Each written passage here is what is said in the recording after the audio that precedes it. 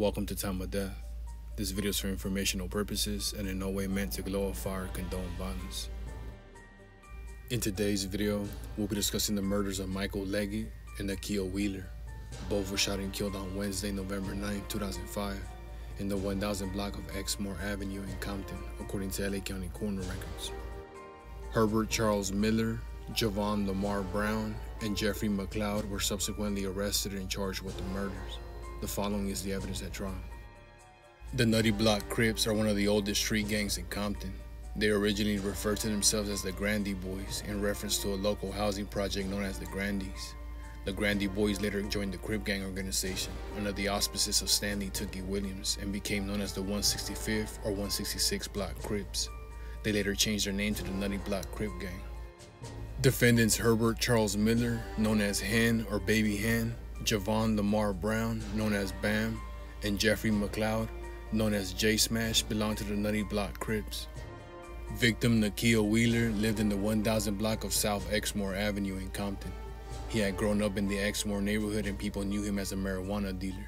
Although Wheeler was not a gang member, he had never had any issues with the Nutty Block Crips before he was killed. Victim Michael Leggett was Wheeler's friend. LA County Sheriff Detective John Duncan, who worked in the gang unit, had 9 years of experience dealing with the Nutty Block Crips. He had never encountered either Wheeler or Leggett and had no reason to believe Wheeler was a Nutty Block Crip gang member. In the late afternoon on November 9, 2005, several teenage boys were standing on the 11,000 block of South Exmoor Avenue, which was within Nutty Block Crip gang territory. A black Pontiac Grand Am with tinted rear windows drove slowly up and down the street and then pulled up next to the teenagers.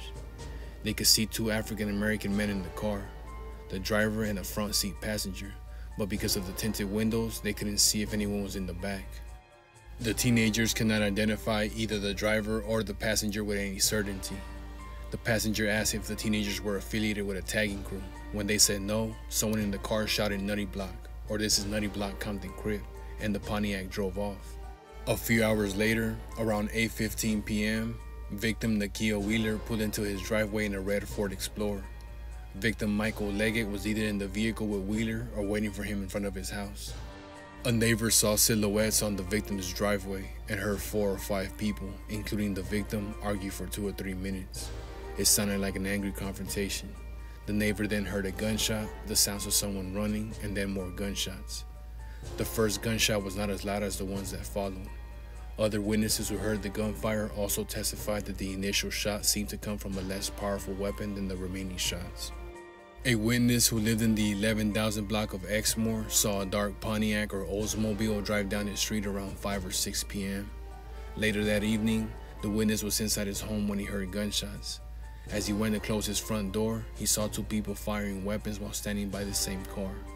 The gunmen were near victim Wheeler's house.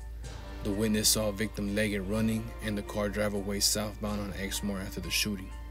The witness's brother also saw 2 people outside the car firing weapons. One of the teenagers who had seen the Pontiac Grand Am a few hours earlier saw the same car drive southbound on Exmoor right after the shootings. Victim Leggett was found lying unconscious on the front lawn. He died from a gunshot wound to the back. Victim Wheeler was found face down on the ground in the backyard. He had been shot in the back, arm, and elbow. Wheeler's pants had been pulled down to mid-thigh. 2 $5 bills and 1 $1 bill were found inside his pants. A single $5 bill was found on the front lawn of Wheeler's house. Wheeler's SUV was sitting in his driveway with the doors open and the keys in the ignition. The SUV reeked of marijuana, but no sizable amount of drug was found inside the vehicle. No significant amount of money was found in or near the vehicle. 5 spent .45 caliber cartridge cases were found outside the victim's home, and 2 spent 7.62 by 39mm rifle cartridge cases were found in the street. Ballistics tests showed that 2 guns had been fired at the scene, a .45 caliber semi-automatic handgun and a semi-automatic rifle. A Ruger Mini 30 rifle is one of the weapons that typically fires a 7.62 by 39mm bullet. A witness was about 2 blocks east of Exmoor when she heard the gunshots. Within minutes after the gunfire ended, defendants Brown and McLeod, along with an unidentified third man, ran past the witness towards the Grandies.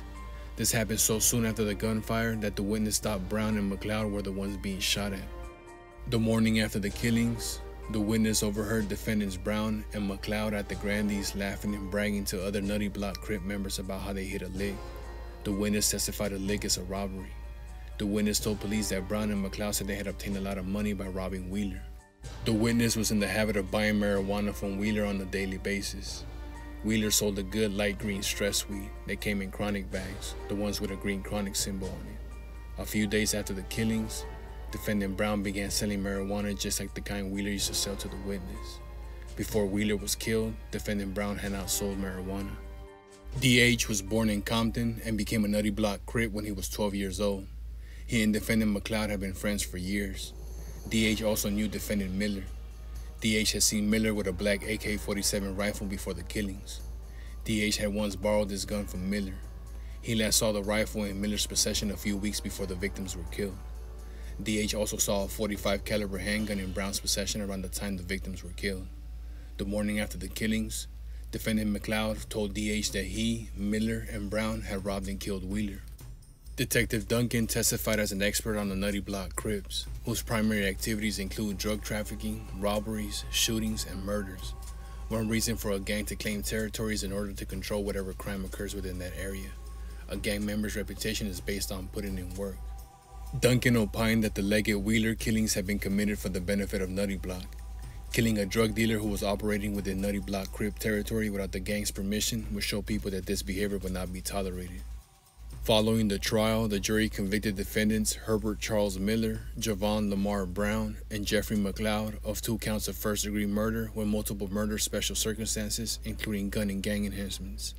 Defendants were sentenced to state prison for life without the possibility of parole. Nakia Dion Wheeler was 29 years old at the time of death. Michael Orant Leggett was 39 years old at the time of death.